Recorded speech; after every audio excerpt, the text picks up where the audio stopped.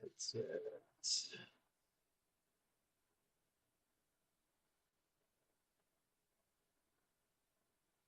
Okay, test, test, test. I saw that I didn't have any audio levels right off the bat of from my microphone, but it looks like we are live.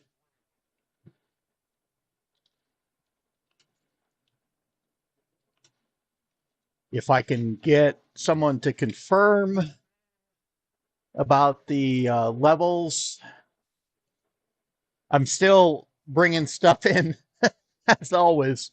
Um, had some last minute thoughts, and I didn't realize I had the. These will come into the discussion later on. In fact, let me get off the internal webcam, get just on the camcorder input, and I'll probably need to fire up a ThinkPad with what I have going as well. So haven't seen anybody respond in chat quite yet. That's fine. Everybody will get caught up and with the idea that that get the notifications for me being live. Okay, so let's go through. Let's get the ThinkPad ready for one, and I can set my 8235 and Shiva Land Rover down to the side. This will come into the discussion because there's an aspect to that I want to cover. I have the other one in the vehicle, and probably just put that in a good place where I can bring it off to the side. I don't have the big Netfinity 7000 going, just from, okay, we might do internet for that. So I don't have the token ring capabilities. Have my thin client stuff there. That can be moved as well as it gets set up. There's not really a need to get this thing on the internet, but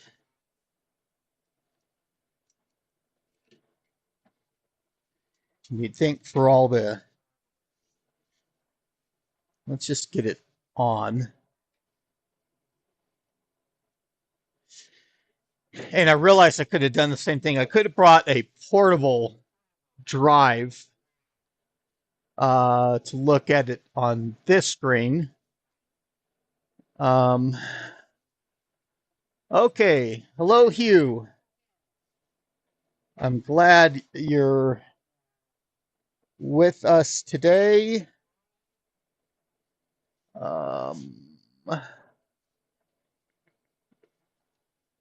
Okay, and we'll get the ThinkPad on the capture at some point here. We'll do a regular widescreen format. I do have the ability to put stuff on the screen here if I had to. There's not really any online stuff. So, okay. Once I get logged in on the ThinkPad, this one, I knew it has a CD-ROM or DVD ROM drive.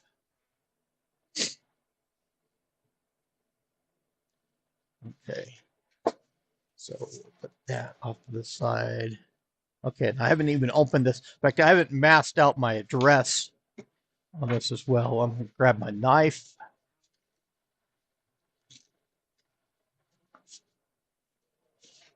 Okay. No password on Windows 2000 Professional. And this should have the Internet Explorer, the HTML side. We can explore. I'm trying to remember if this had, yeah, I think this has the Ethernet. It does at least have the Ethernet drivers. So, and again, not that it's so important. I'll remove that paper off of there sometime. Okay. Getting into the topic today. Okay, I have this unit. This is a BOS, so it's Better Online Solutions. Talks about having modems there. It's the E Twin-X with a lot of the lettering stylized, that logo. Controller 2. Side view. May have some spots for some little fans, little 40 millimeter fans. I should have brought, I think I have a tool around here. Should have brought specific tools. I do have a screwdriver there. Want to look inside this too, even before we open it up. And really, the reality is, let's show the other side. Okay, so there's like a little bit of a rack mount. Even a rack mount for the ears on the back as well. Okay, and the back has expansion spots. So there's your power. Okay, we can go through and flip that to the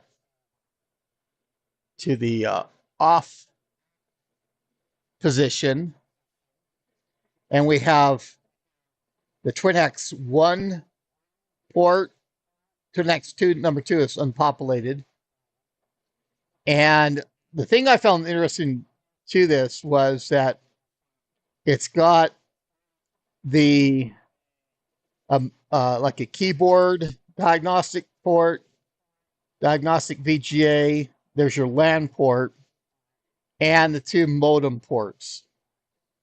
And so I'll bring out the Twin-X box for this as well. So the prospect is even connecting up a mouse and keyboard, and that's what I thought originally for the presentation as a way to go through and to look at the unit, is to effectively plug it in.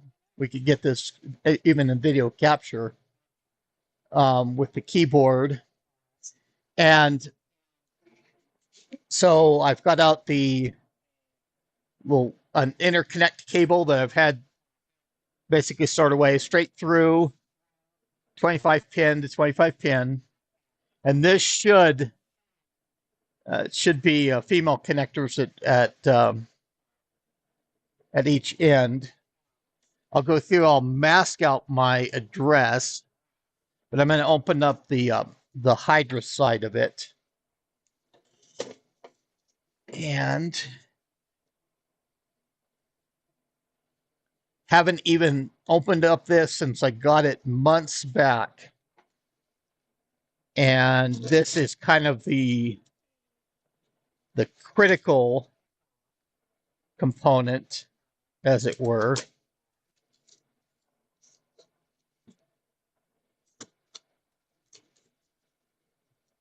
to the unit because it doesn't have any effective connections for what it does otherwise. Okay.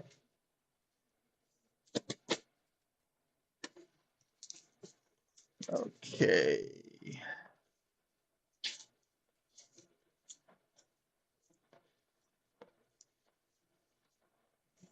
Okay. Test that down. This is no, doesn't look to be any address sorts of information on the inside here. Plastic, packed pretty well.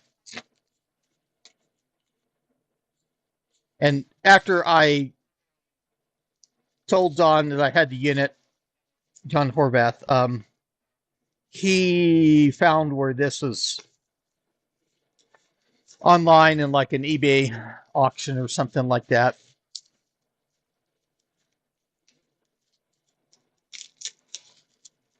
It's a lot more compact than what I thought. A little bit more of a heft to it. Kind of cool. So also a 1U ability to rack mount. I need to look around for these ears. I've got some rack mounting ears if I'd go through and mount this in a rack. And then on the back, it's, you know, matched otherwise for the BOS.com E-Twinax controller. No 2 on there, although this is really just one version effectively. So you've got Twinax connectors on the back, 0 through 7. And you've got that 25-pin port to be effective Hydra from the unit here. I don't know if I want... Actually, I'd be better on using wire cutters. I don't know when these these cable ties were on here. This was not with the part of the unit or anything like that. This is what I had among all my vast quantity of cables, and it just looked right for the job for that aspect. The thought is that goes through, mates up at this end, brings the connect. That's what connects up the Twinax to the main unit. Really nice little expansion aspect. And to that. Now, one of the things I went through last night, and we're going to try and look at this in a moment for the software side. But I had this, and the interesting thing is I had this with another unit that I actually have in the van that I can pull out. That's a different aspect. Now, it had some interesting information. That's why I think that we're not going to get so far with this today. I'm just going to record some of the values for the port numbers, because I'm at the studio, which is remote from where I have my AS400. Now, the thought of this device is that it goes through and it does Twinax connections over a network, and even a public, effectively a public side network goes through, and you have the ability actually to set up the modems to go through and to dial out to your AS400, where you have a modem at the other end that connects you up to the AS400, or going over the LAN port. And we'll see that in the software here in a moment. So this is effectively, you know, Twinax going over the network remotely. This would be very similar to, and I've had a little bit like the unboxing of the 5494, the last version, but it started with the 5294, and for some reason IBM went through and they updated the second digit to it for the later releases. And so you have the 5294 was designed with the System 34, System 36 in mind, was a way to put Twin-X connections over a dial-up modem for a remote office. The 5394 took it a little bit step further, a little bit nicer box, a little bit bigger box, still the same concept of putting the Twin-X connections over to where you had the host remotely. And the 5494, which I've done the unboxing on the channel and things like that, that almost looks, it's in a PS2 Model 90 case. And so it looks like effectively like a computer has microchannel adapter slots. And the thought was that it could even be adapted to token ring or Ethernet, was typically token ring, and had a Twin-X adapter on it. And I have, actually we can do the link for the 5494 in chat, because there is a page that is at the Arden tool. In fact, more than, to really get the official side of what. Okay, so, and there was the common devices. We'll get in the directory. Yeah, that's probably the best way to do things for the link. Okay, so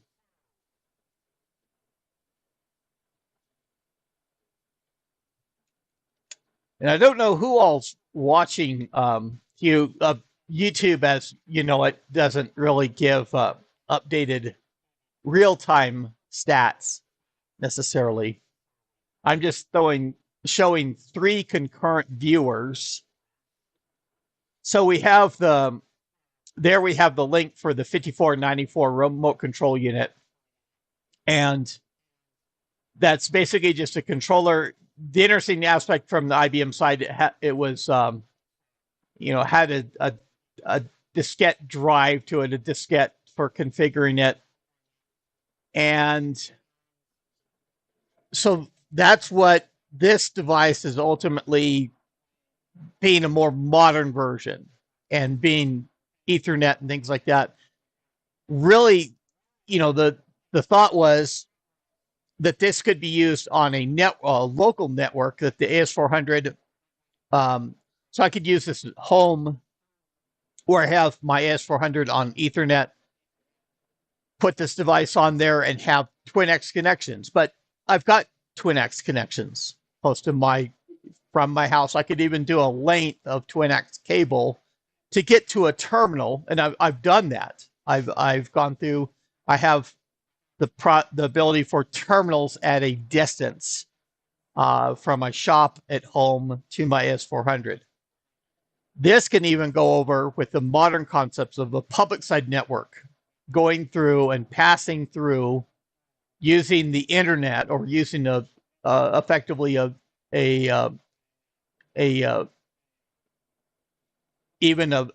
lock it down security wise, a VPN connection, because a lot of this is going to be the transfer of information is going to be clear text. It's going to be it's not encrypted. So you want to maintain, a consciousness in the security environment, but effectively using public side network to connect up to your host from a remote location. And this would be like in a remote office where you have terminals to get on your host, or PCs doing terminal emulation, able to connect up to the Twin-X. Now, the modern implementation, you got to think almost built in.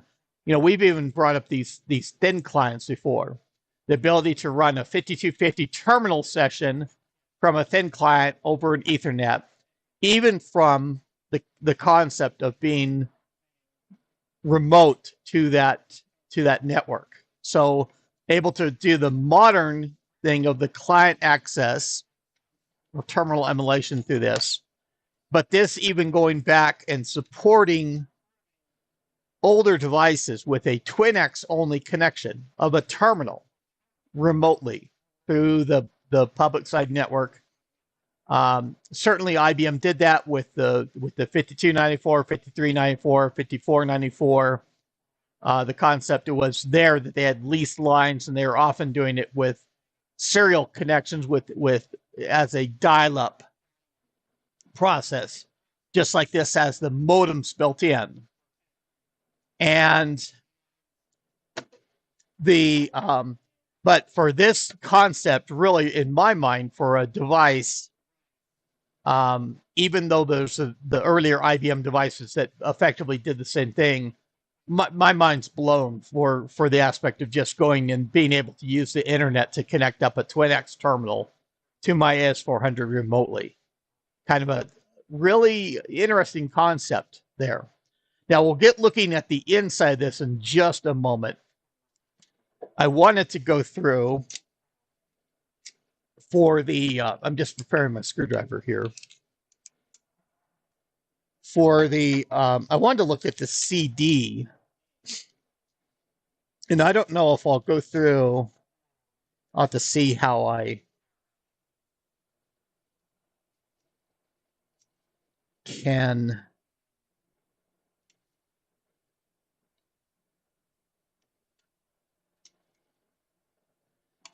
And I could have gone through a lot more preparation for really the looking at that CD. I didn't do that until last night to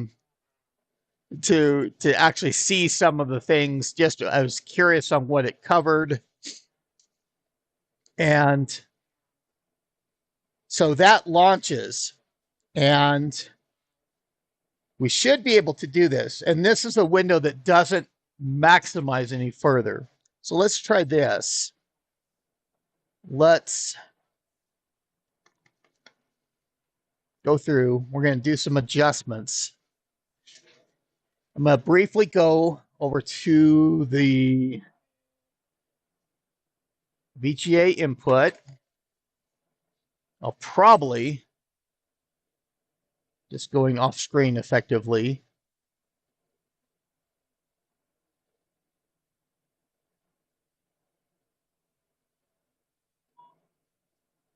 Okay, so that does. I want to get both. And there we go. Okay, so what I'm going to do, getting over to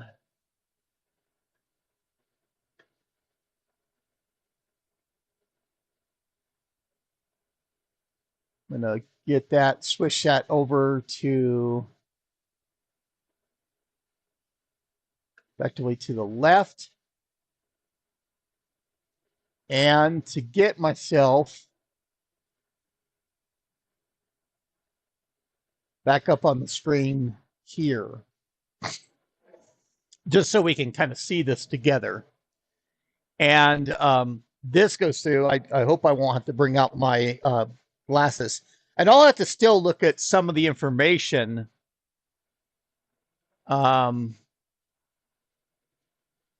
Okay, and that's good to have you with us, John.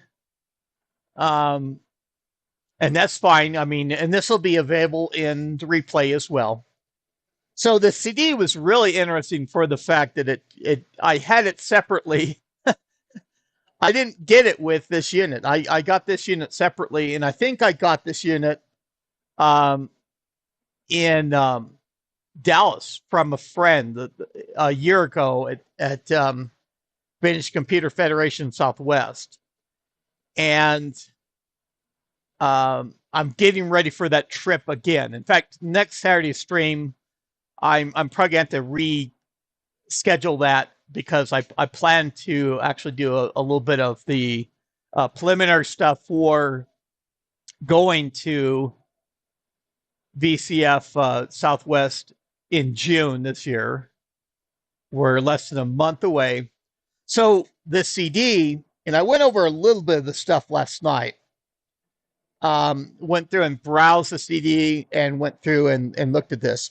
Now, this has got the Security e-server for Windows installation and the ability to lock down a little bit more or security wise. And that may have a component eventually in the future for me, especially with the way I'm looking at now that I may put my AS400 on its own network at home and go through and be able to handle or control a bit more tightly the access to the unit in that way. I'm not going through any security risks the way that I have my S400 set up, even though it's connected to the Ethernet and ultimately has that uplink to the internet, that connections can be made over the internet from remote locations like here. I mean, we could get a smart client, get it, or excuse me, a thin client, get it on the internet, just connect it up and be able to remote into my AS400. I'm going through on my firewall at that other location at home to limit the access of what is allowed to go to my AS400. So even if, you know, somebody could go through and be as complex as spoofing an IP, one of the few that I allow to get through into my AS400. But that's a real level. That's why I go through and I try and conceal my public site address at home at the studio here for going through to just that people don't have that open information. It's a little bit more of a challenge. They would have to know what that information is even to spoof the IP and get in. So I do have a tight enough control. I mean, the joke is if anybody got in and tried to hack into my AS400, I would ask them to help me configure it a little bit better or to work with me on what the unit is. It is a little bit of security for it being an older design, as it were. And there should still be the security efforts that I can maybe do here to restrict that. So this had a, I mean, we can look at that in a moment.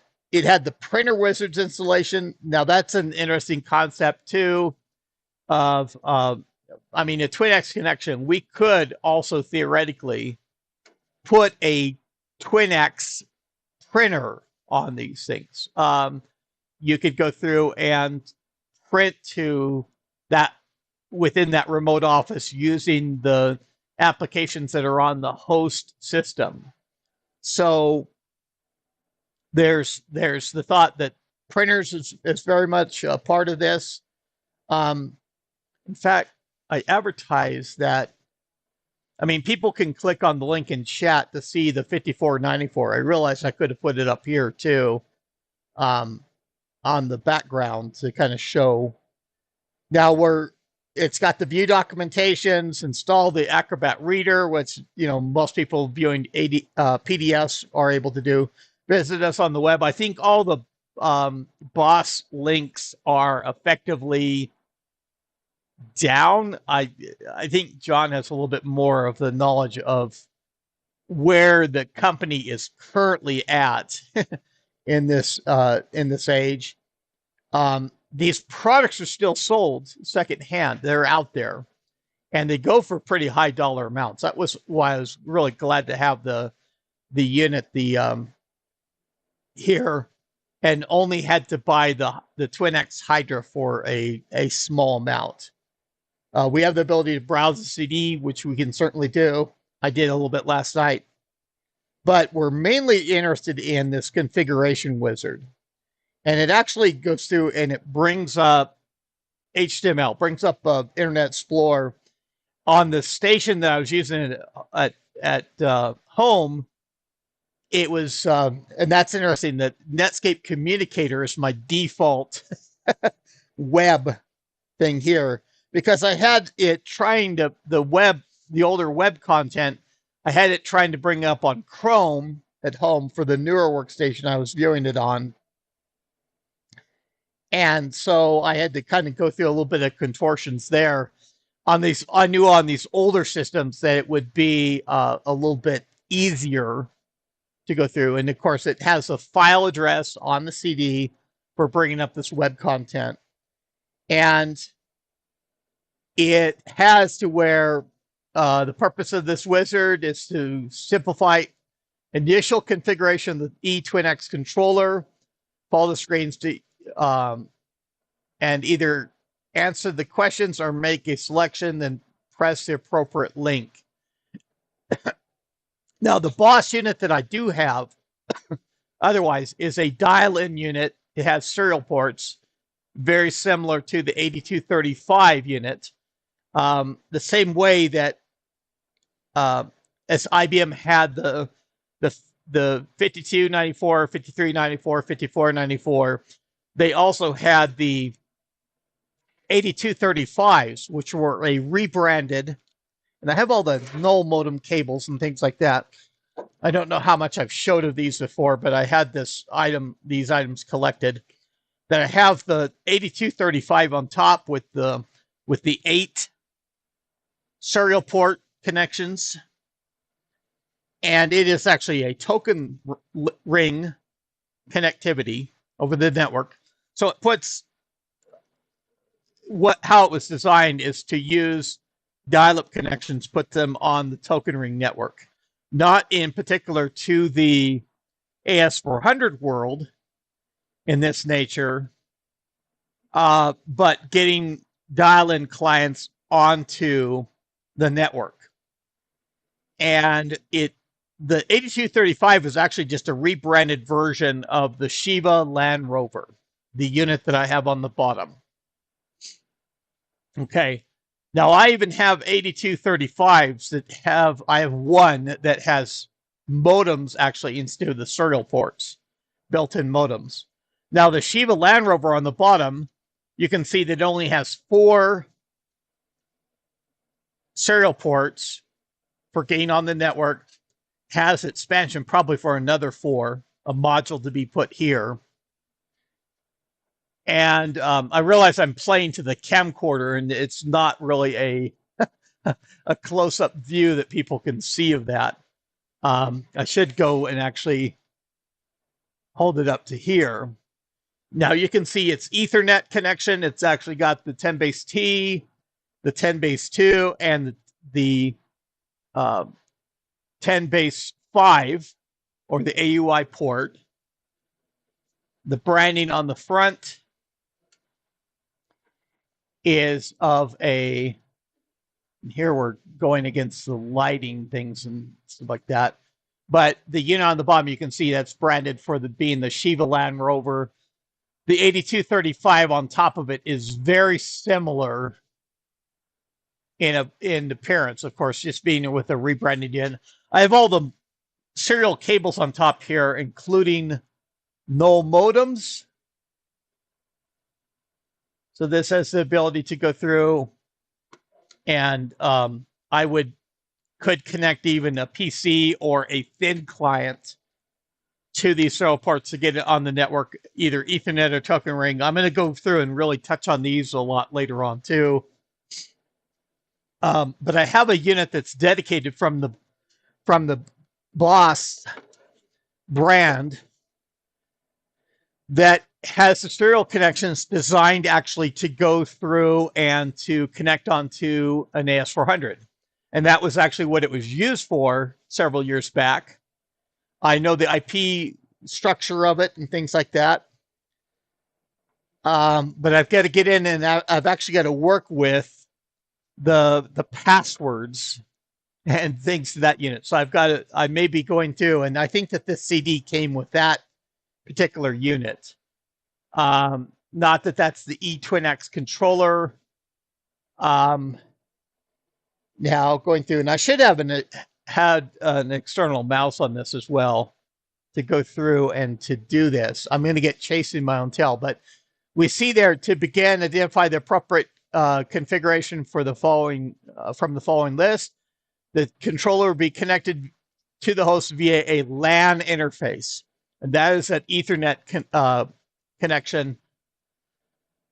The other choice is the controller will be connected to the host via a dial-out interface. The controller connection type will be without a LAN connection.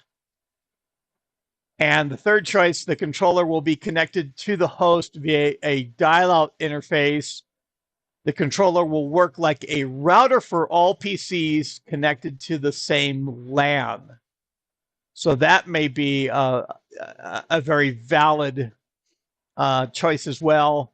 That dial-out access, that I could even have that BOS unit at the other end with its dial-in connection to the AS400 and actually go over to where it have a unit at another location that could dial in and get TwinX devices connected. Now, IBM did also have one of the 5250 terminals, and you had the 5151 that is the single operator terminal, very classic terminal. I'm sure there's pictures on the internet that could be looked at for that. I don't have any readily links at hand. There's the 5252, which is a double-headed terminal that operators sat on either side, and it had actually a little bit more restricted CRT to only view a lesser number of lines, because the lines were shared basically half and half between the two sides of the terminal. You had keyboards on each side. You had just a table in the center, two operators opposing each other. That would be for a large data entry location, something like that back in the day. And those terminals came out with the System 34 in 1977. One of the versions of the 5250 terminal was a remote, and there's actually emulator ports as well that have a serial connection instead of the way to connect onto a TwinX.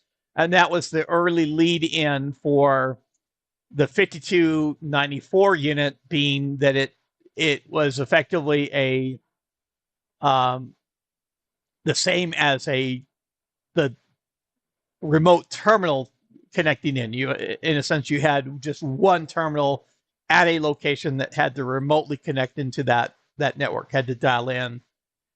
Even less than the concept of a side office, because you only had just the one piece of gear, but almost in the sense of like a working remotely in the modern sense of you having a terminal and you dialed in. I wish I actually had more physical phone lines that I could play with to connect these devices as well.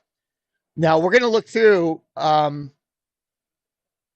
and doing great on time. Did start again a little bit late today. Yeah, I believe it's going to be under the LAN section, because we're going to take a look at this. Just drill in a little bit to that. Okay. So the configuration wizard, LAN configuration, if the controller is connected to the host via a LAN interface, prepare the following information, then continue with the configuration.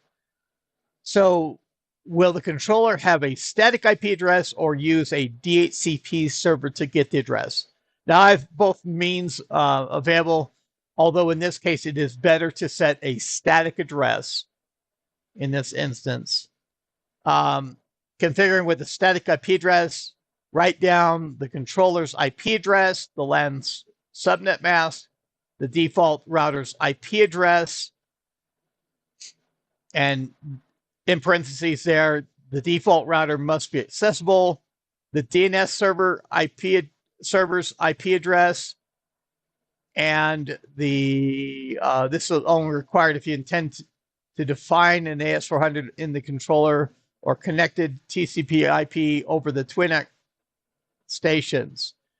In both cases, this can be completed using a DNS name or using Microsoft networking. Now, I use those values. I have the DNS servers, actually the internal DNS server, as I set my thin clients, that I can use a nice DNS resolution method of saying homehost.ibmmuseum.com instead of exposing my public site IP when I have these video captures for these thin clients connected up to my network remotely. So I'm able to go through and resolve it through DNS. Those entries are very easy. They talk about to the point of if you're using a DHCP server. And just a warning as well about the DHCP server. To find the IP address of a controller with the DHCP server, run the Twinx configurator. Is that even a word? Configurator? The controller's IP address appears in the welcome screen. And this will be the aspect that I may have to change with that other BOS unit I have. I know the IP it's on. I'm able to actually ping it on the network, able to set up a mini network, but I want to change the IP scheme of the device. So these will be really handy. This information will be really handy eventually, talking about a default password. Now, one of the things that they're talking about in this routine, and I'll have to find out where I saw it last night. They're talking about like a default password and things like that. And so let me see. I wanted to see, I think it's on this page. You know, and we could talk about the dial-out interfaces. Let's see what page that brings up. I don't think that I looked at that last night. And I really want to show, so this has got some interesting links. That, I mean, I'll have to chase this through separately, even to go through and image this disk and have it available for people to kind of look through that, just putting it online being beneficial. So, you know, that's really interesting. It talks about a variety of configurations there, 1 or 2 modems. I wanted to get down to a lower section here because it covers the going through the configuring it by HTTP, and it shows the ports down there. It shows that port 23 that we're used to for the telnet connection, that actually the thin clients use, or that that power term software goes through and uses port 23. But there's a lot of other ports in there, including they're talking about 21 for the FTP connection to the AS400. That being an unsecured port as well, not locked down with and going through and encrypted. So I'm going to have to look at those ports and how they really relate to the firewall and what I'm trying to do. That's showing a lot of modern implementation of ports there that need to be set up as pass-throughs, but I'll have to just basically see how far this goes. I mean, the original thought of this session, this live stream session, was, oh yeah, just go through and connect this to the network. We go through and configure it, and we try it. We connect up a terminal. Even put a 3180 terminal in my vehicle for connecting up to this and going through and attempting that. Now, there's also another method, and it's documented on the CD. I went through, and I think I found it by browsing the CD or something like that. Talks about actually connecting up a Twinx terminal to this unit. You have it powered up, and you're actually able to get in a configuration of the device from that terminal. and go through and even change the IP address and things like that for the simulated session. That would be fairly cool. I mean, if we had effectively the time to do that, uh, even to do that on a live stream versus a video. And certainly that is a ability. I'm set up for that. I had a last minute thought as I was loading that 3180 terminal up into the vehicle of also loading up one of the newer info window 2s, that even to have a terminal with a TwinX connection that I could go through and do video capture on, to go through and show this the same way as I'm doing for the ThinkPad on the screen for that configuration from the terminal, from the TwinX terminal. And let's press 2 so we can maybe even have time for that, just to show what that interface and get onto this device. It's equally just the same as I thought about connecting up the PS2 keyboard and the display to see what that presents as well. And certainly we can try that. I want to go through and I do want to kind of do a brief look at opening this thing up and just quickly doing a look at what is there. I hope this is not really too many screws or anything else, but I did have an interest in seeing whether there was like a lithium battery that's in here. Is probably a big possibility.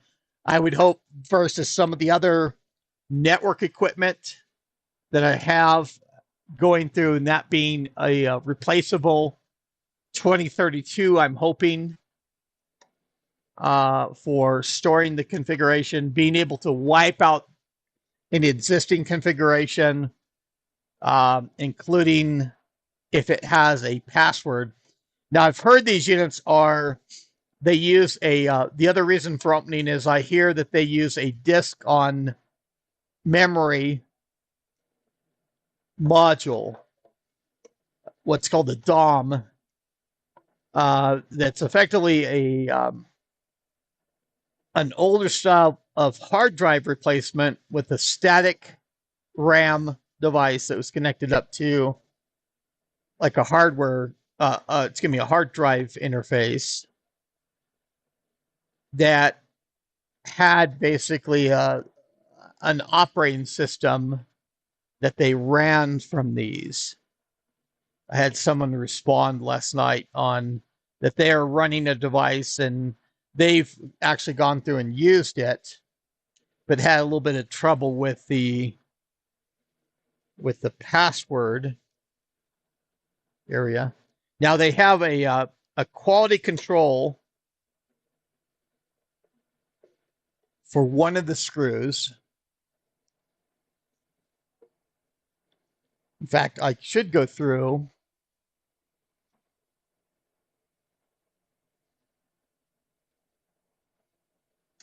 Let's go through to get.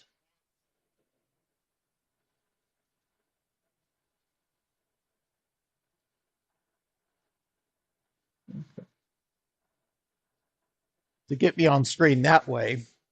They have on the screw there, they have the quality control, the QC, over that screw hole. Basically, the warning, you invalidate the warranty.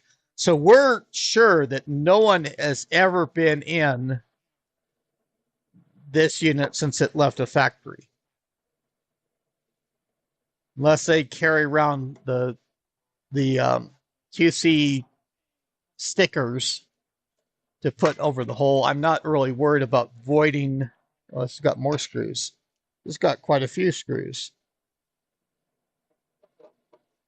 They could have put that quality control screw on, quality control sticker on any of the screws.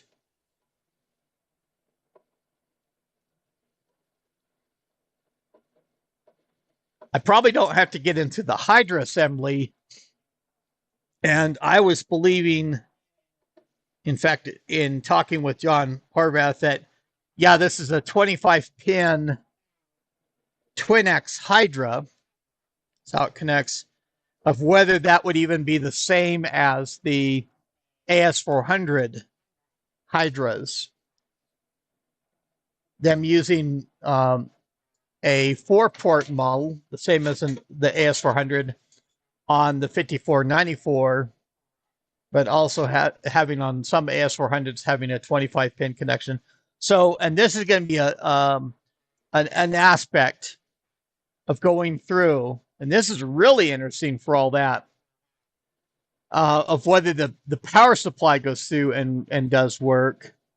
As I showed from the exterior, we have an area where there could be a fan that would be mounted for ventilating the ventilation on the unit.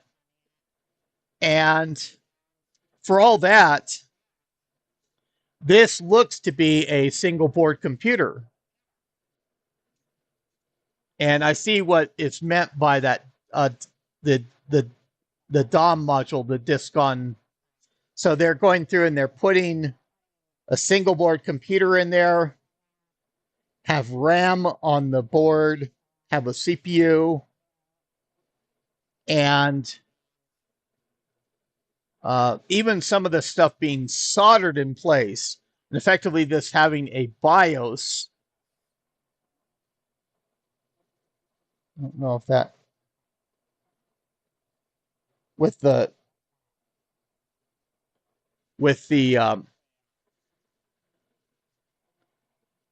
silver label.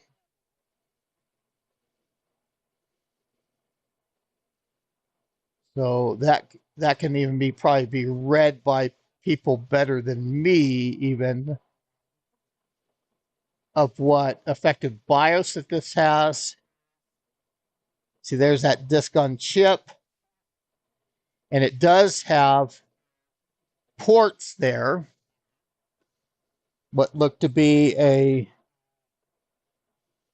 for a hard drive, even probably a diskette connections, headers, even this header here, and of course the serial connections going into it. So this being effectively a computer, still having a sticker over the top of the little piezo speaker here is kind of interesting too. And having these power connections, having what looks like to be an ISA style bus. Now I'll have to go through and look at the other BOS unit that I have for all the bus connections. This even looking like it's not necessarily fully inserted into the bus. And of course, this board being inverted, being the Twin-X Hydra input. And so this would be very similar to the Twin-X controller. And certainly I can go through and at a later point and take pictures of this unit for archive purposes, even for the thought of that Twin-X number 2 of it going into this other slot, just getting a second board, and you have it that it plugs into that to expand for unit expansion. And that's got to be a fairly unique board for all that. But that's why this is such effectively a high dollar item. Looks like beyond the keyboard input, that it has another for either remote keyboard, or I would perhaps a mouse connection. But that being a single board computer, it's effectively for these for this device. Now let's go through, and I don't have to necessarily put this unit back together for this test. I'm so torn too. I've got the ability for the info Windows 2 terminal to do screen capture. And I think that that is what we would want to do. Okay. And with the mounting, and this is that Twin-X adapter. And the thought, companies did this for development purposes, that if they could go through and have a computer style interface to their equipment, they could go through and test this board in the computer environment to go through and make sure that things work properly. I'm trying to think for all this Hydra of how I'm going to go through. One of the first things I want to do is to go through and get these thin client things out of the way. Okay, so there we have cords that we can go straight away, power cords to using. The first step I wanted to do is to connect up the VGA display, even to a video capture, to that unit and the keyboard connection. And so maybe get like this is probably a good way to do things. So we have access to the power switch and things like that. The indicator lights, well, okay. So let's go through. I want to go through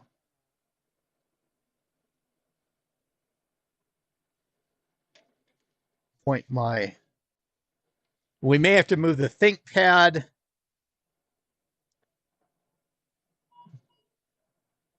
Okay.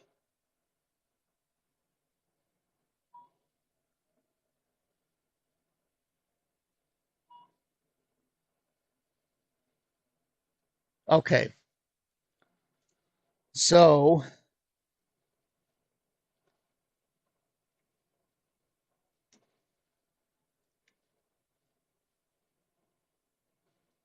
and this may be more adjustments of the presentation screen, as it were. But we're going to go through to connect up the VGA. I don't have to tighten thumb screws. Let's get a thin client keyboard, PS2. Just happen to have here. Put this off to the side. As I say, the ThinkPad, we might be able to get it moved off to the side or something. If we get out, I want to get out the terminal as well. Okay. So let's go through. I didn't realize I'm off the screen otherwise. So let's go through. Put me back on. This should be a... We'll find out how the VGA presents itself.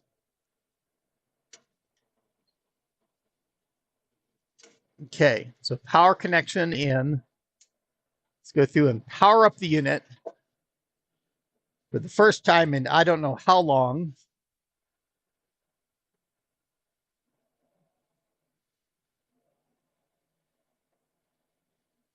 Wow. Okay, so I'm going to make some adjustments here.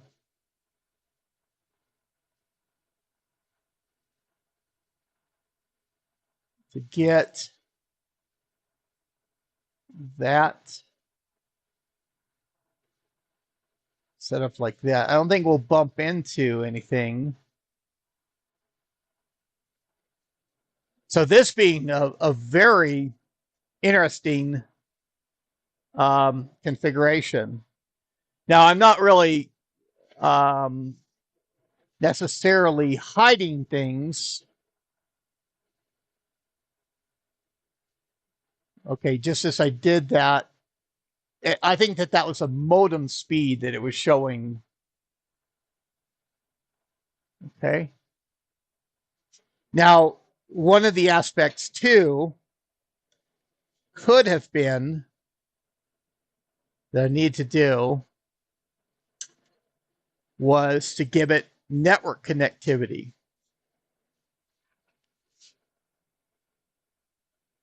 And I don't know if this is set up for DHCP.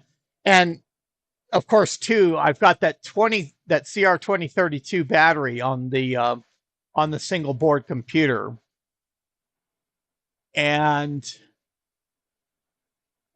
so the network chip in the initialization complete.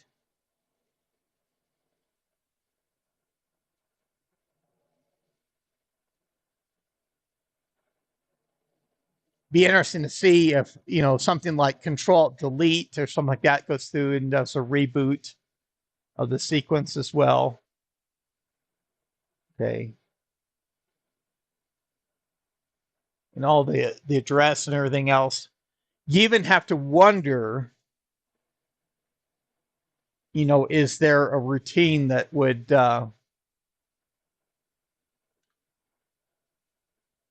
Control Delete works for the power cycle. And I hear, that brief beep. As I say, it's kind of interesting for that they tape over the little piezo speaker to mute the sound a little bit more. And I'll have to look through on the information that's splashed across the screen. Okay, that even gives the board TwinX adapter number 1 initialized okay. 4 for firewall. Broadcast terminal. TwinX log reset. And that since 111-237 almost sounds like it's wiped for the configuration. That CR2032 battery has just died basically otherwise. I'm going to go through because I really want to try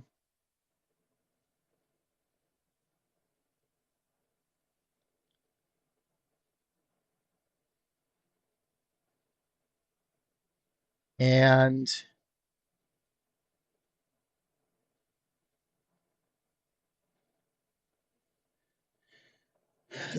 the ThinkPad may be required up here for a little short time because I'm going through and I'm browsing the CD still. There was a page that talked about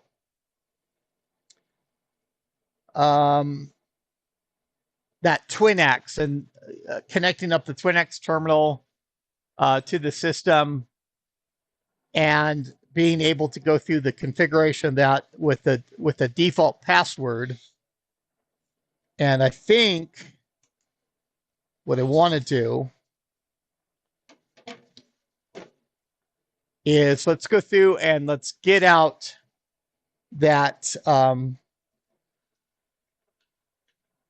that info window 2.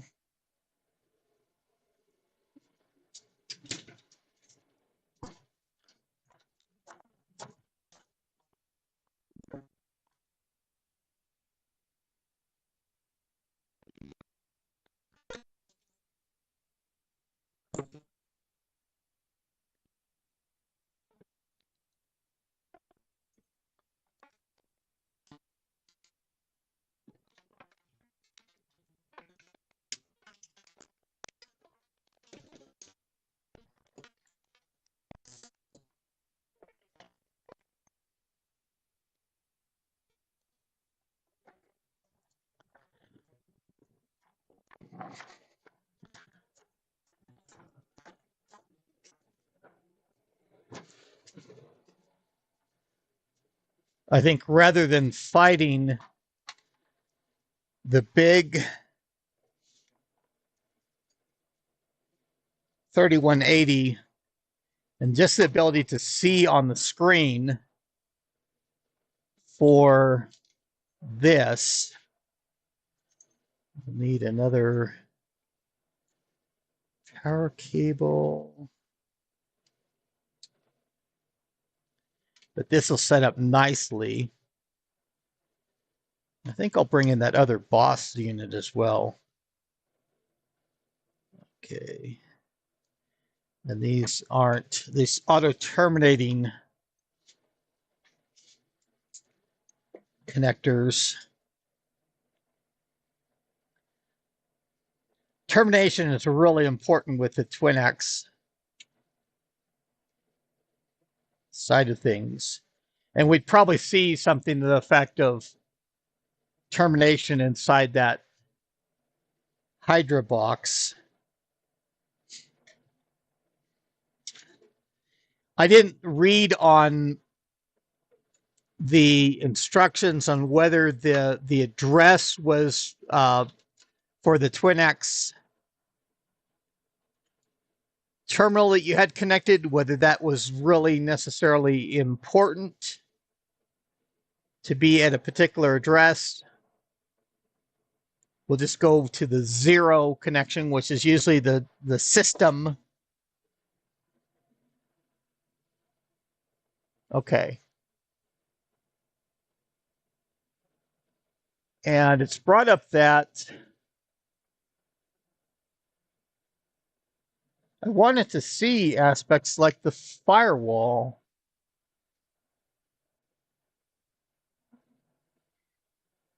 Firewall in use.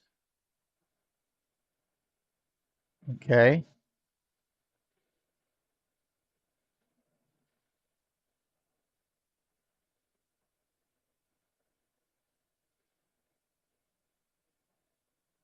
Okay, broadcast disabled. Broadcasts disabled. Okay. F1 is like a clear screen ARP table.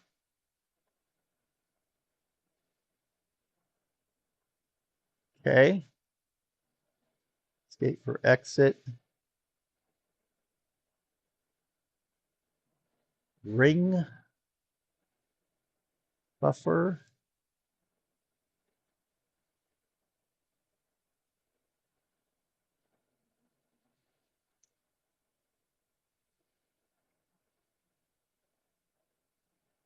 Okay, I guess it has some default questions. Huh. I mean, this is very elaborate to it. I don't know if the same thing of the exit. Yeah. Or escape to exit. So those two things at the top, and I was moving my picture before, that 400 is what it has for the number for the speed of that last column of what I'm partially blocking there. That's apparently for the two connections on the controller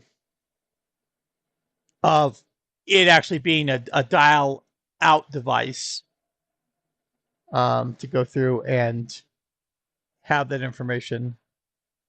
So the TwinX log, there's a debug for F7.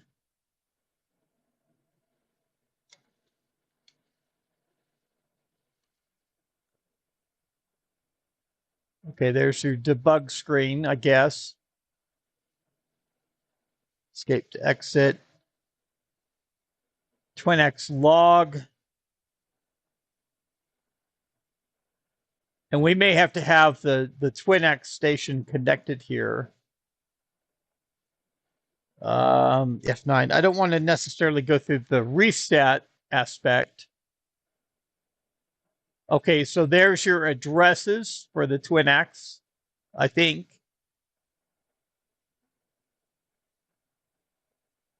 I don't know what it's doing for that.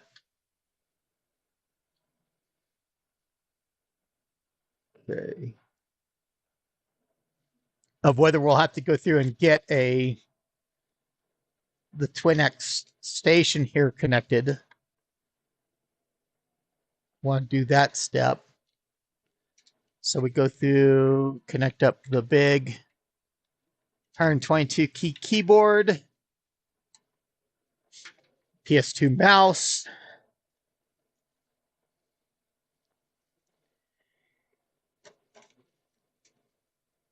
Okay.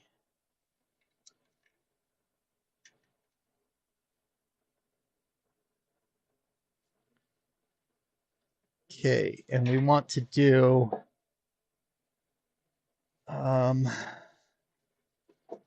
so this should be, I'm not actually disturbing anything for the effect of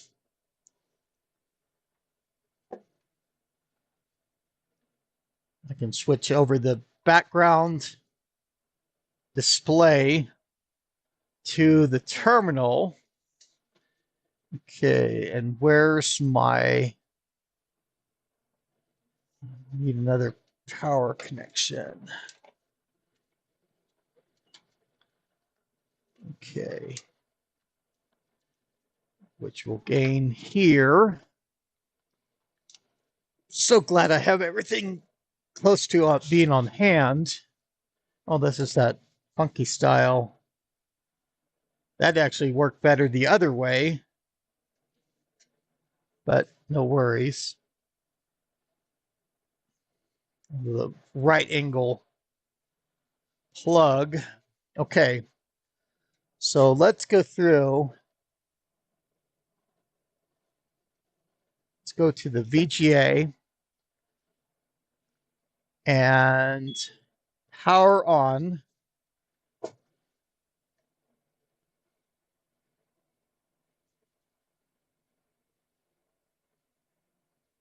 Okay.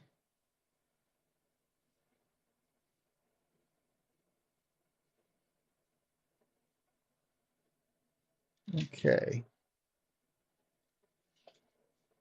Okay, so that's interesting. It's going through. This is almost more interesting to me of wanting to get it shown what it's doing. Okay, so it's connecting to host. Actually, I could set up for a configuration of going through. And I realize I don't have a good way.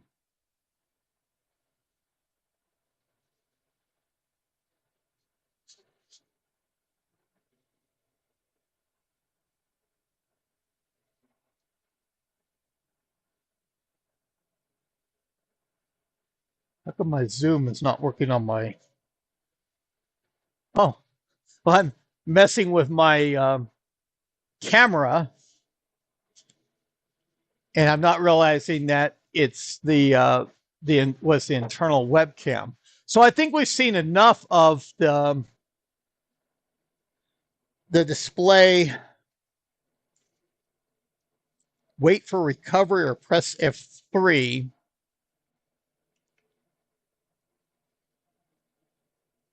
Okay. F3 may be like an exit. Let's want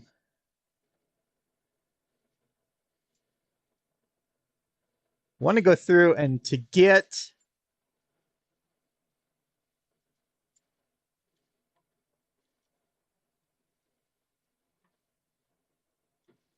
because there's supposed to be a setup aspect.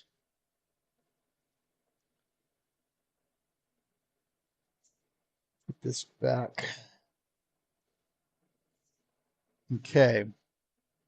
So this is what we have for the TwinX connection. Okay. So if there's a particular sequence here connecting to host, let's just press enter, see what. I don't know if there was a particular key sequence. So maybe it was the set IP.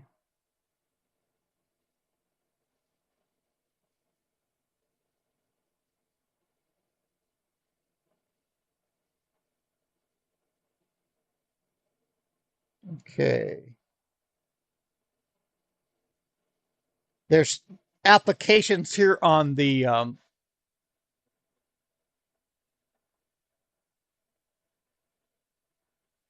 unable to connect 6, wait for recovery or press. See the setup selection, that's for the terminal itself along the lower edge. Um,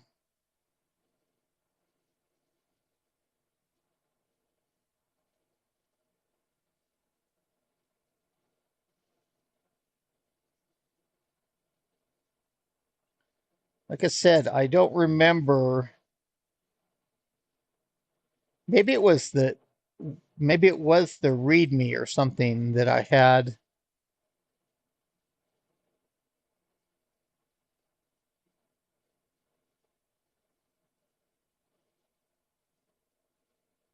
Okay, so this has where you're setting up, you're copying over files to a particular directory on a system that you're ultimately connecting up to the TwinX controller and using it to configure the system. I was wishing that I would get more or go through the routine because I found some text last night. Okay, here's the big README file. Like I say, I need to go through and archive this. Yeah, this is the one that I was reading last night. Okay. So I have so many different little video sources.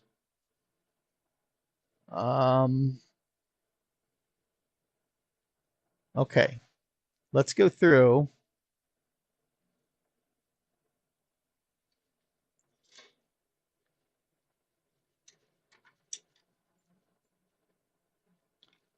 I'm just switching around all my video sources. I realized I could have, and I've got other, it'd make the bench kind of crowded, but I do have,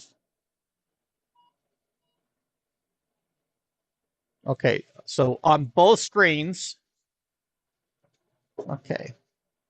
So we're back on to the ThinkPad for the screen. This is the README, and once I go through and archive this disk, people would be able to read the contents as well, just the same as I am. Okay, documentation.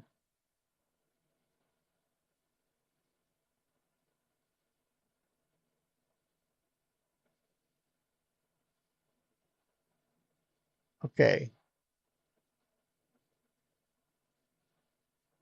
eTrax controller can now be configured to connect all active sessions to a backup system in case of main system failure.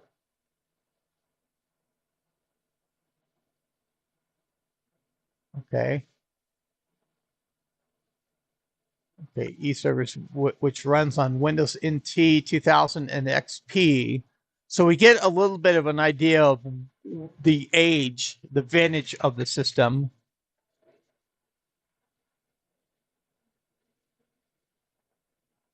Okay, Phoenix Media GX BIOS.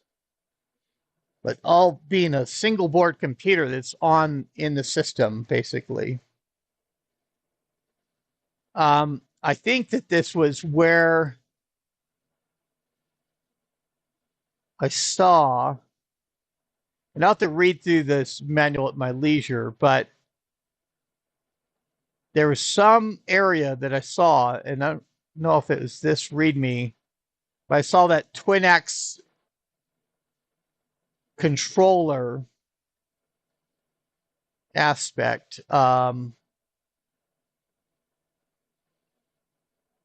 where you could connect up a TwinX terminal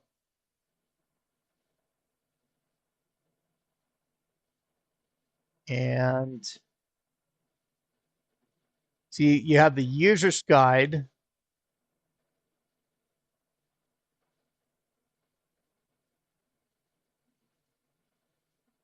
Technical reference even.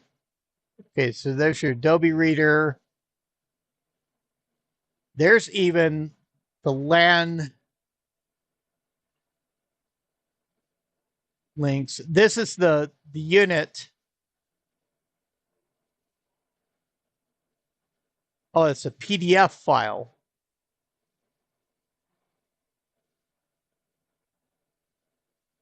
Interesting for it showing with the Internet Explorer icon. That's how on the system, I guess, that the so that reference to that LAN links is kind of interesting because I'm going to bring in the device that I have out in the vehicle.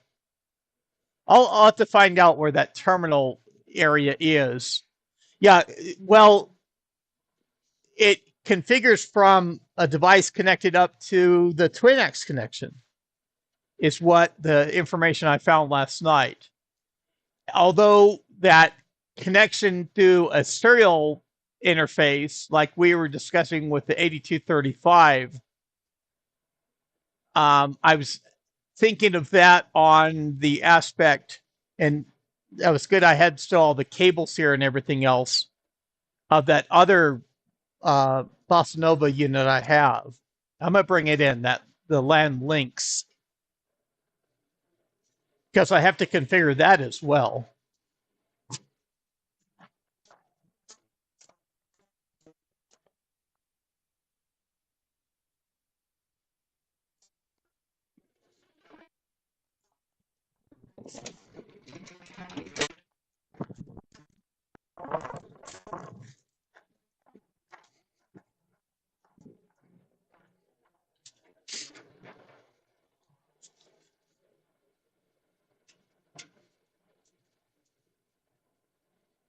Okay, and here is my LAN links unit.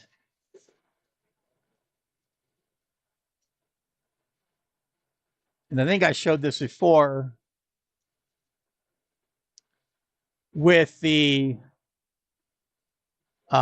it shows the IP address and shows even the old numbers that this used to be set up on for the, when this was in service.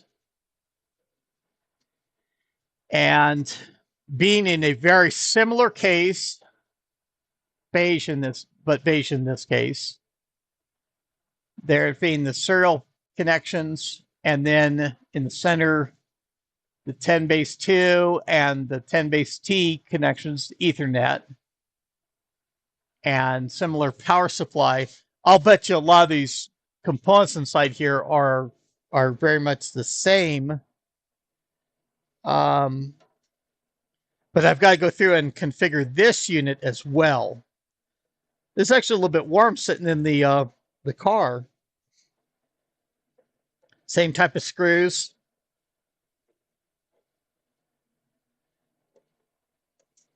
So this stream has gone very well for the aspect of, and it looks like coffee stains on part of it. And just as a reminder, for me to drink coffee, I've also got my flavored water here that I need to be conscious of.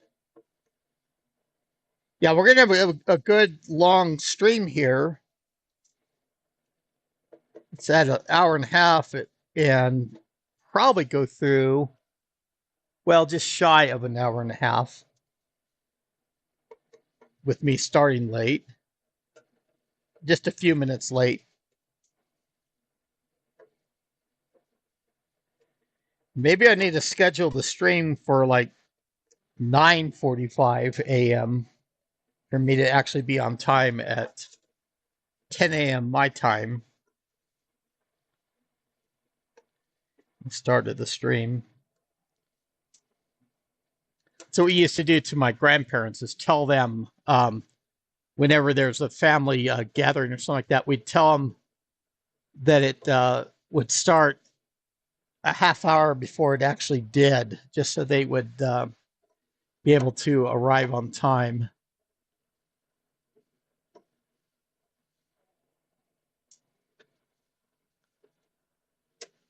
I'm just curious, the same exact style of case,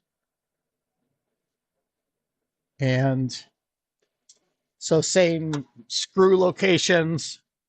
I don't see the quality control label sticker on any of these screws, although I don't believe, and I've got to go through and find,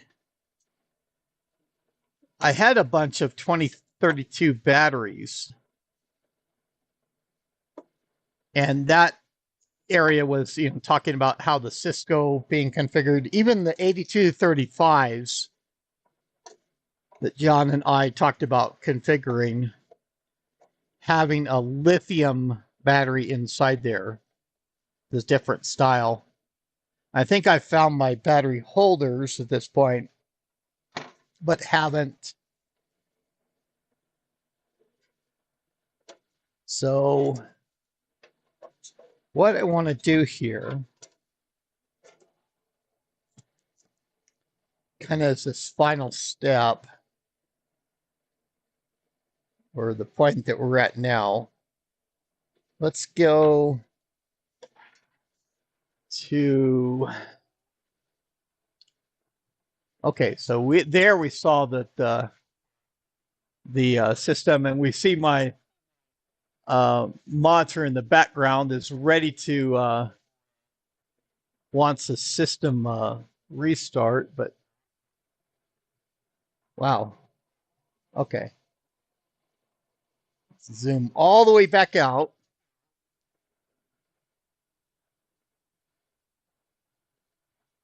Get that adjusted. Get me to move me to the upper corner, but I'll go turn me off for that.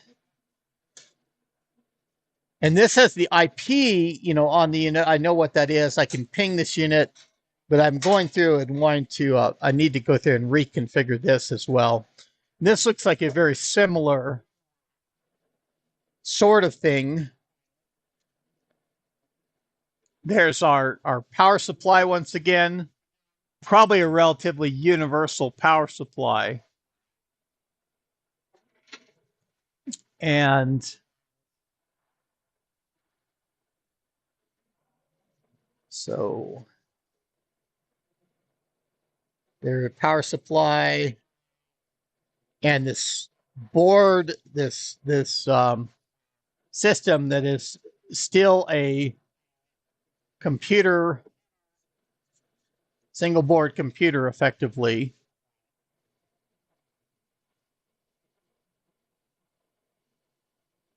And that's 100 megahertz AMD, and still in the ceramic package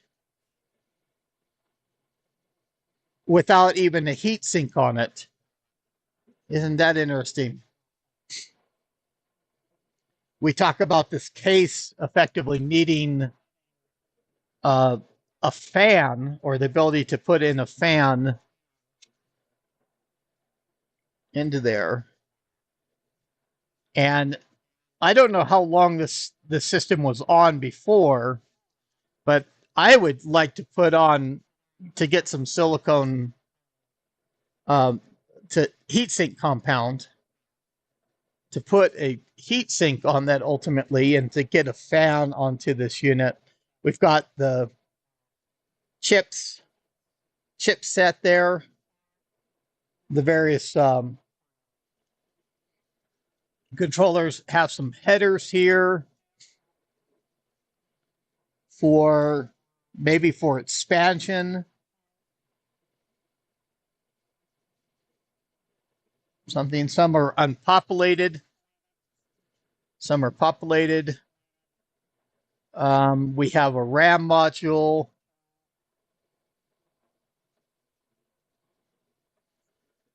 and you know, it's even ironic for this chip down buried beneath the cable of it having a little heat sink on there instead of the 46 DX 100. And even for that, I mean, isn't there a low power model or something else that could be used in place of there?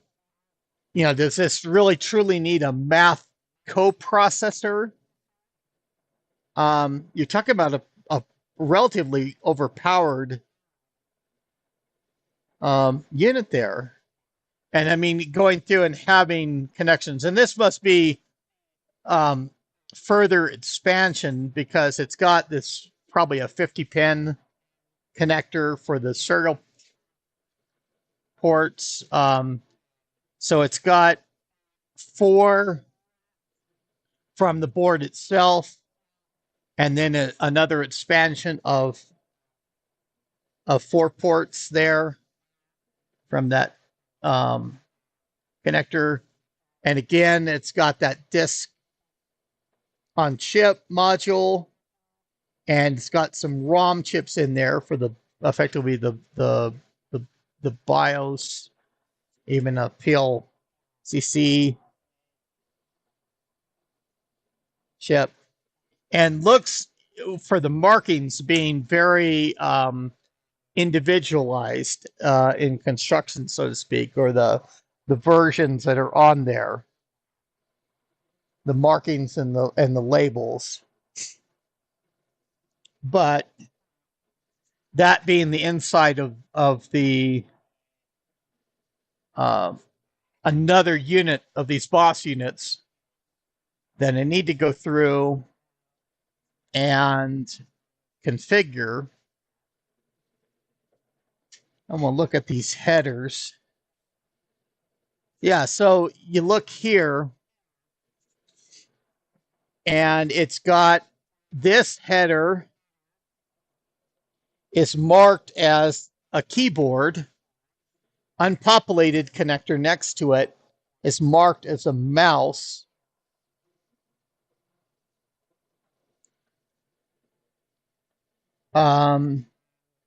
Has a connection for a speaker. Has a reset jumper.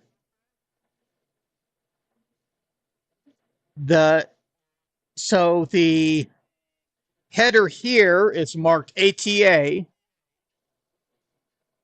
like IDE or another disk on chip module.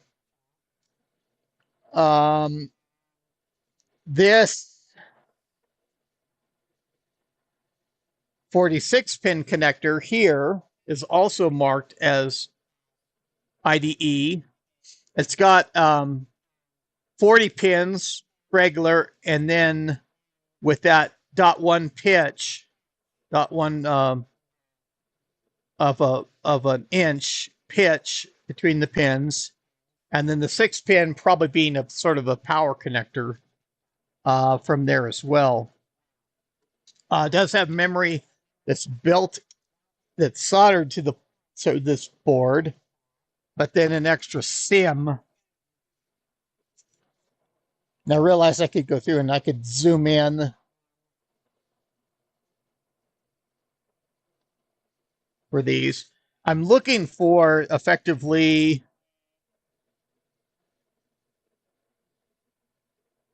and this has got like a capacitor assembly here. Um, Looking for effectively what the battery, what backs up the configuration of, and then you even have this marked as this, somewhat specialty board of that LY 7000 revision 3 link board. But it's got headers over here of the fan power for, and then even CPU for putting like a fan on the CPU. I have my thermal temperature readout. It's giving me my infrared meter elsewhere. It'd be interesting to power this thing up and to check the temperature of what this device gets here. It's even interesting for all that because there's an outer row of pins, just like it was used with the Pentium overdrive processor, outside that socket. And of course, that Pentium overdrive for 486 has a built-in fan and heatsink on it. But you wonder, why did this board need to be that powerful in any sense? I mean, they could be doing effectively some processing for the serial ports coming in. But this is going to be a kind of a neat unit that I need to get through and work with. There's other expansion areas in this case. I don't know if those are generic between the cases, and how, these are the standoffs that would be under the section of saying the same case, but it's actually, the cover is the same, the interior, but it's actually switched around to where as it were, the power supply section being over here, the single board computer being on this side. And so the standoffs are probably relatively unique, but whatever these standoffs were, to put in on the unit, even whether this would have effectively a hard drive assembly or something else that would have been populated, just because the IDE connections that are there. Kind of even interesting that, I mean, they left out one screw. They've got the board, and it's got standoff beneath it, but they left the screw out. They've got other screws mounting that are close by and everything.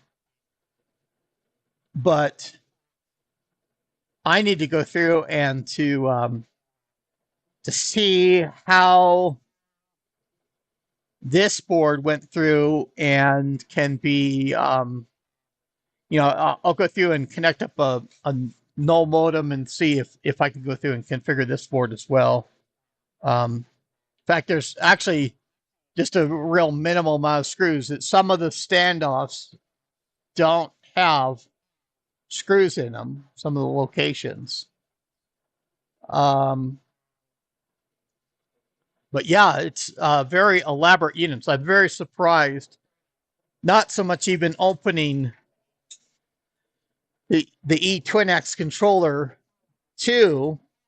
It'd be interesting how that differs from the earlier version, what's modified there, as compared to the really CPU intensive overkill that's on this board for not being what I thought at all.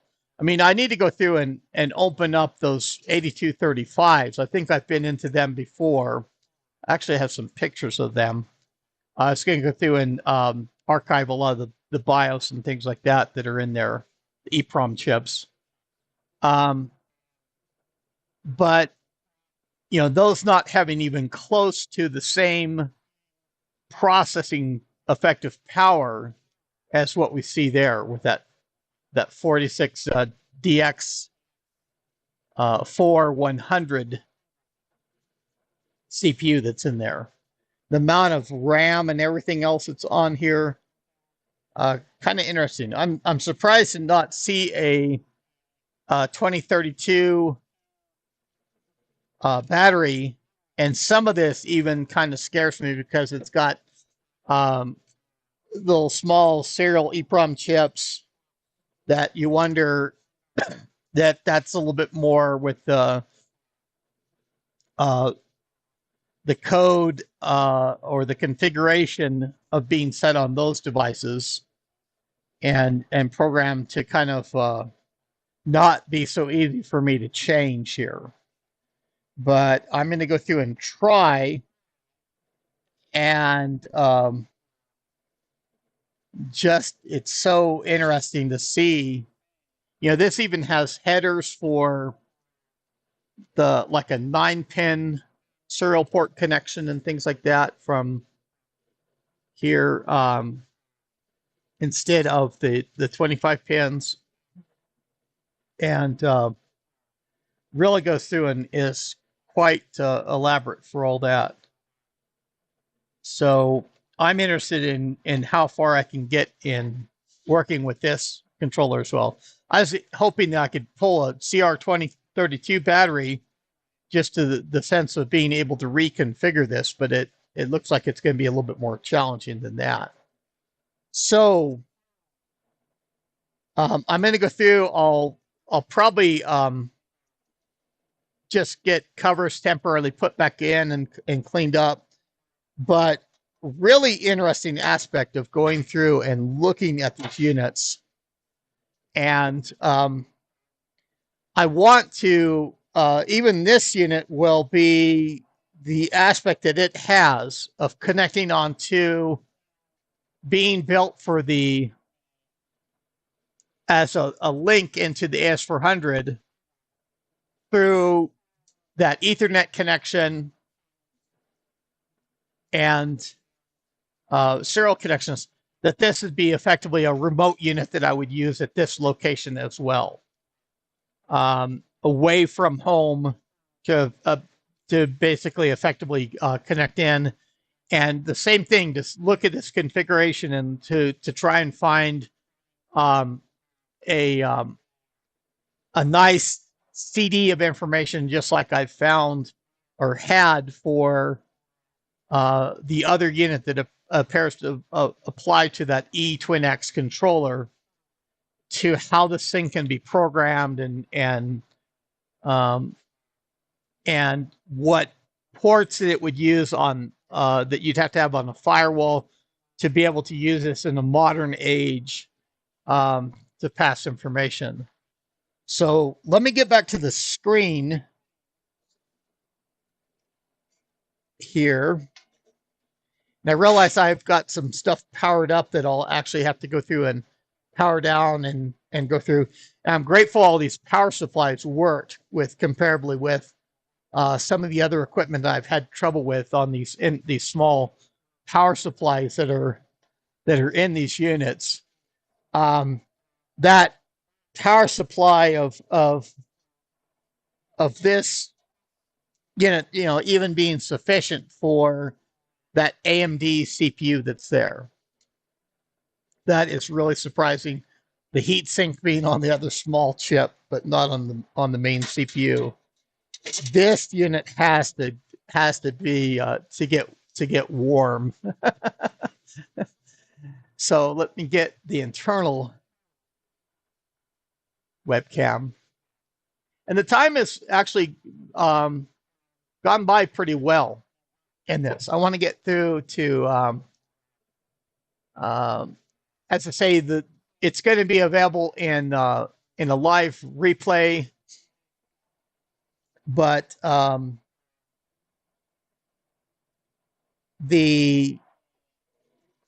just interested in what input from others is to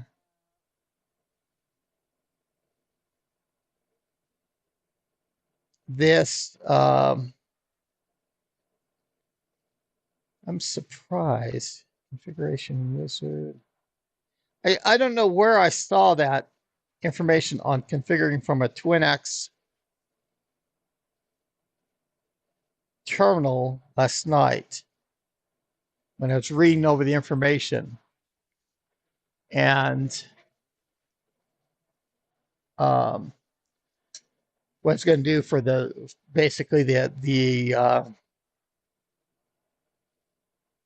outro here of getting this switched back over. I'll power that down. I'll power this down. Be nice that I'll be able to get some 2032 battery for that one unit. I'd sure like that ability to go through to do that on. No, not that one. Where's the other one? There we go. Just for the outro. As I say, this window here, the screen is not sizable to be able to maximize it. It's a defined size, but really a nice CD. I was glad to have found that, especially as it pertains to the device I have here, and being the subject of the live stream of this topic, having a little bit where I get into some of the other equipment for the Bossa Nova or BOS products. Really some interesting devices. And they're an IBM business partner, as we can see.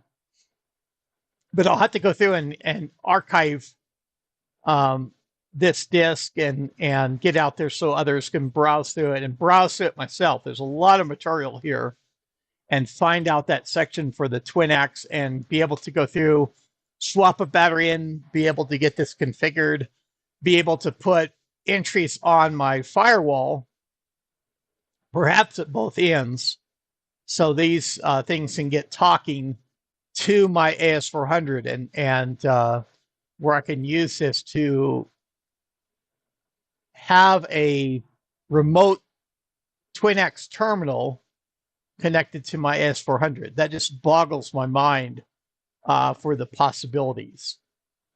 And I'm happy to go over this material and with my viewers to be able to show it off and to see what we can do with it. But we're talking about ultimately a replacement for equipment that IBM had back in the day, those 5294, 5394, 5494, even that older remote 5250 terminal. And I've got emulation adapters that actually simulate that as well. They've got a serial connection. You put them in a computer, and it goes through and is able to, over a modem connection, able to dial in to your host device way back in the day. We're talking where the System 34 came out in 1977 with the System 36 being into the early 80s. And of course, AS400's coming on strong later on. But we'll see what we can do in connecting these terminals and getting them to work in the way that we want. So I appreciate for everybody how they tuned in to watch. Thank you for doing that. And just to wait for the material as I'll go through and try and archive this content to for people to be able to browse the CD and